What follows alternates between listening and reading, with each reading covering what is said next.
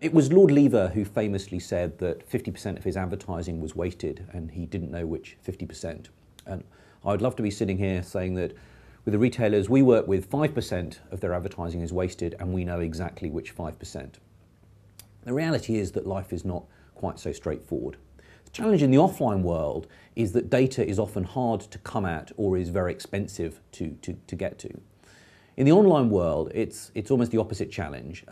There is an overwhelming amount of data available almost for free. And the real question is what to do with this data.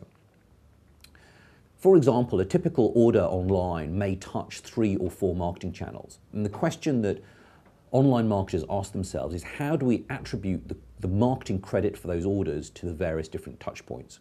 And this is an activity known as attribution. There are a lot of, I would call, simplistic approaches to this. Things like last click wins, when all of the marketing credit is given to the last click in the journey, or first click wins, when all the credit is given to the first click in the journey. And our contention, and my contention, is that any attribution, any attribution logic like that is inherently arbitrary and flawed and will systematically suboptimize.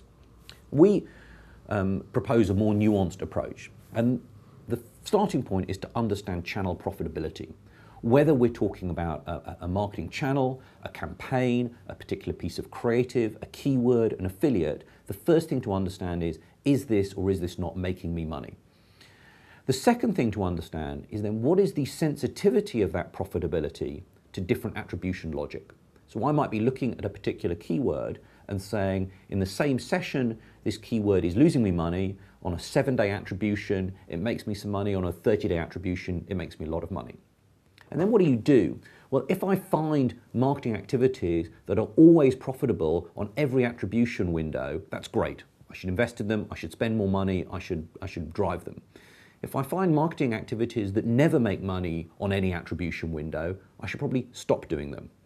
And if I find marketing activities that are very, very sensitive to attribution windows, then at the very least, I should understand exactly their sensitivity and then how much money should be allocated to them at different parts of the marketing cycle.